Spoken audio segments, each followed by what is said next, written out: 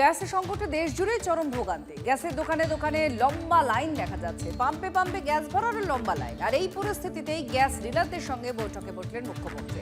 জ্বালানির দাম বৃদ্ধির প্রতিবাদে রাজপথেও নামতে চলেছেন মমতা বন্দ্যোপাধ্যায়। পশ্চিম এশিয়ার যুদ্ধের আঁচ ভারতে। লাফিয়ে দাম বেড়েছে এলপিজির, নাভিশ্বাস আম আদমির। যুদ্ধের জ্বালা জ্বালানিতে, ঘুম উড়েছে সকলের। দাম বৃদ্ধির দোসর, যোগানেও টান। এই পরিস্থিতিতে জ্বালানির দাম বৃদ্ধির প্রতিবাদে আবারও রাজপথে নামছেন মমতা বন্দ্যোপাধ্যায়। সোমবার মিছিল করবেন মুখ্যমন্ত্রী। আপনারা দয়া করে এখানকার যে গ্যাসটা এখানে তৈরি হয় সেটা এই ক্রাইসিসে বাইরে পাঠাবেন না, কারণ বাইরের লোক তো আমাদের দেবে না। কেন্দ্রীয় সরকারের উচিত সব রাজ্যকে সমান চোখে দেখা। নরেন্দ্র মোদীর সরকার না থাকতো 60 টাকা নয়, গ্যাসের দাম 260 টাকা বাড়ত। ট্রেনের খাবারে গ্যাস সংকটের প্রভাব পড়ার আশঙ্কা। ট্রেনে ইন্ডাকশন ও মাইক্রোওয়েভ ওভেন ব্যবহার করতে বলেছে আইআরসিটিসি। পাশাপাশি ট্রেন যাত্রীদের রেডি টু ইট খাবার দিতে নির্দেশ আইআরসিটিসির। রাষ্ট্রায়ত্ত সংস্থা ইন্ডিয়ান অয়েল আবার পরামর্শ দিয়েছে প্রেসার কুকারে রান্না করার। হেসেলে তো আগুন লেগেছেই, পাশাপাশি বাড়ছে বিমান ভাড়াও। জ্বালানির জন্য বাড়তি সারচার্জ নেওয়া শুরু করেছে এয়ার ইন্ডিয়া এবং এয়ার ইন্ডিয়া এক্সপ্রেস। বুধবার থেকে অন্তর্দেশীয় বিমানের টিকিটের উপর 399 টাকা করে সারচার্জ নেবে বিমান সংস্থাগুলি। পশ্চিম এশিয়ায় যাওয়ার বিমানগুলিতে ভারতীয় মুদ্রায় প্রায় 900 টাকা সারচার্জ ধার্য করা হচ্ছে। দক্ষিণ পূর্ব এশিয়ায় যাওয়ার বিমানগুলিতে সারচার্জ বাড়িয়ে 5500 টাকা করা হচ্ছে। আফ্রিকার দেশগুলিতে যেতে জ্বালানির জন্য সারচার্জ হিসেবে 8000 টাকারও বেশি করে দেওয়া হচ্ছে। 18 মার্চ থেকে ইউরোপ, উত্তর আমেরিকা ও অস্ট্রেলিয়াগামী বিমানেও সারচার্জ বৃদ্ধি করা হচ্ছে। যুদ্ধের প্রভাবে কমেছে যোগান। গ্যাসের আকালে চায়ের দোকানে আবার ফিরল উনুন। এই ছবি দেখা গেল উত্তরপ্রদেশের লখনৌয়ে। গোরক্ষপুরে আবার সাত সকালেই ফাঁকা সিলিন্ডার নিয়ে লাইনে গ্রাহকরা। গ্যাসের অফিসের বাইরে লম্বা লাইন। জ্বালানির দামের ছ্যাঁকায় বিপর্যস্ত জনজীবন।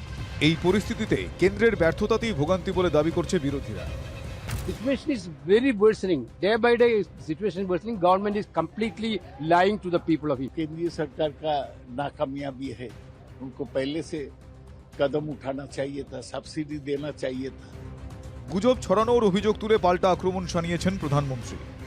आज युद्ध के समय, इस समय में भी कांग्रेस लेफ्ट और उसका इकोसिस्टम देश में पैनिक क्रिएट करने में, भय पैदा करने में पूरी ताकत खपा रहे हैं। সংকটের পরিস্থিতিতে অবশ্য আশ্বাসবাণী দিয়েছে কেন্দ্র। পেট্রোলিয়াম মন্ত্রকের দাবি, দেশে জ্বালানি পরিস্থিতি নিয়ন্ত্রণেই রয়েছে, আতঙ্কের কোনো কারণ নেই। গ্যাস বুক করার 2 থেকে আড়াই দিনের মধ্যেই সিলিন্ডার পাওয়া যাবে। অযথা প্যানিক করার কারণ নেই। ভারতে ঘরোয়া এলপিজি উৎপাদন 25% বেড়েছে। 2টি জাহাজে এলপিজি দেশে আসছে। বুধবার গ্যাস ডিলারদের সঙ্গে বৈঠক করেন মুখ্যমন্ত্রী। বৃহস্পতিবার নবান্নে গুরুত্বপূর্ণ বৈঠক করবেন তিনি। Bureau report, TV9 Bangla.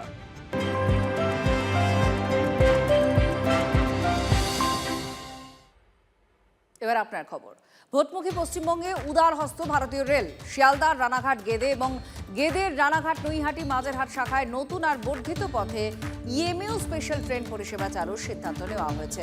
Sayanta আমাদের প্রতিনিধি এই সিদ্ধান্ত সম্পর্কে আরও জানাচ্ছেন। সায়ন্ত, আরও বেশি পরিষেবার প্রয়োজন, আর সেটা মাথায় রেখেই এই সিদ্ধান্ত, যদিও ভোটমুখী রাজ্য। তো কি কি পরিষেবা পেতে চলেছেন, কতটা সুবিধা হবে যাত্রীদের?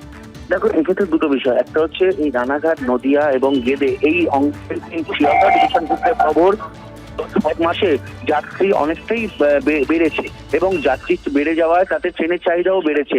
স্বাভাবিকভাবেই মাঝেরহাট, রানাঘাট এবং গেদে এই লাইনে, এই রুটে কিন্তু আরো বেশি করে ট্রেন চালানোর প্রয়োজনীয়তা দেখা দিয়েছিল এবং সেই মতো এই রুটে কিন্তু বেশ কয়েকটি লোকাল ট্রেন তারা নামানো হলো এবং এই লোকাল ট্রেন নামানো শুধু নয়, আরো লোকাল ট্রেন বাড়ানো হচ্ছে নদিয়া রুটেও, এমনও জানানো হয়েছে পূর্ব রেল সূত্রে।